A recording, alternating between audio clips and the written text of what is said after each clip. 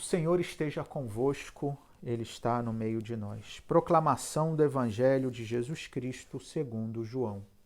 Glória a vós, Senhor. Naquele tempo, Jesus foi para o Monte das Oliveiras.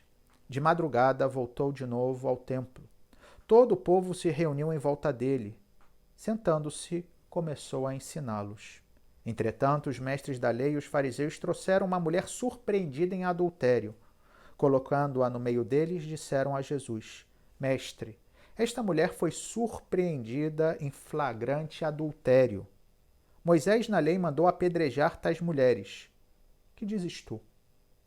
Perguntavam isso para experimentar Jesus e para terem motivo de o acusar. Mas Jesus, inclinando-se, começou a escrever com o dedo no chão. Como persistisse em interrogá-lo, Jesus ergueu-se e disse: Quem dentre vós não tiver pecado, seja o primeiro a atirar-lhe uma pedra. E, tornando a inclinar-se, continuou a escrever no chão. E eles, ouvindo o que Jesus falou, foram saindo um, a começar pelos mais velhos. E Jesus ficou sozinho com a mulher que estava lá em meio, em pé. Então Jesus se levantou e disse: Mulher, onde estão eles? Ninguém te condenou? Ela respondeu: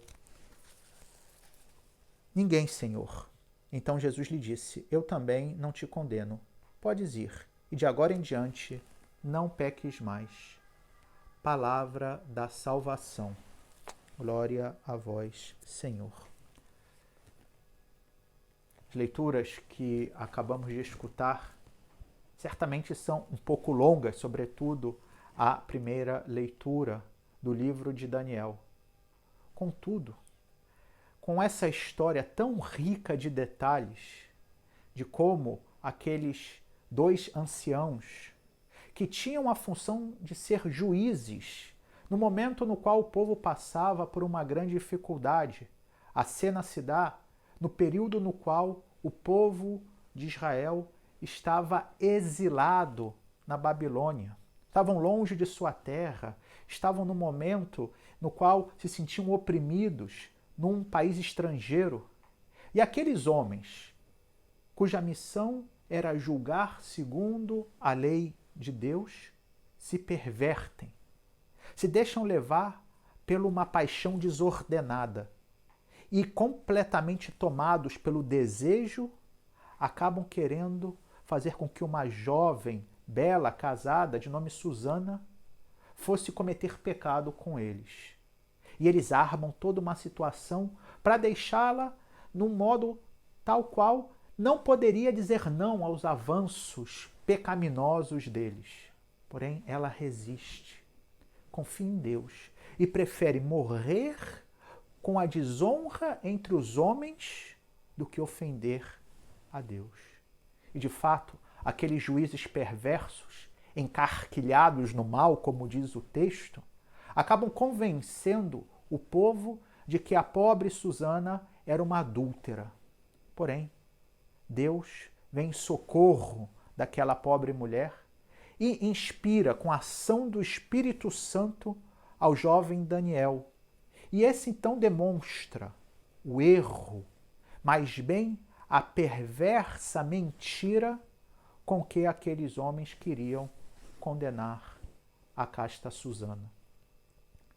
Já no Evangelho, nós vimos a passagem da mulher adúltera, muito conhecida por todos nós, quando aquela mulher que foi pega em flagrante adultério é levada diante de Jesus e os doutores da lei e fariseus dizem: olha, a lei de Moisés diz que toda mulher pega em adultério deve ser apedrejada. E Jesus então dá aquela resposta que até hoje nos faz refletir tanto sobre os nossos critérios de como julgamos os demais. Quando ele diz: aquele que não tiver pecado, atire a primeira pedra. E diz o texto que aqueles, os mais velhos, começam a deixar as suas pedras e todos vão embora. E Jesus então olha para aquela mulher e pergunta: ninguém te condena? Eu também não. Vai e não peques mais. É interessante a gente comparar as duas leituras, porque na primeira nós vemos um caso de injustiça. Uma inocente que é condenada injustamente com uma mentira. E Deus então vem em socorro dela, e o povo então resolve fazer justiça pelas próprias mãos e acabam matando aqueles juízes iníquos. Já no Evangelho, nós vemos já um grande salto na concepção daquilo que é a misericórdia e o perdão de Deus.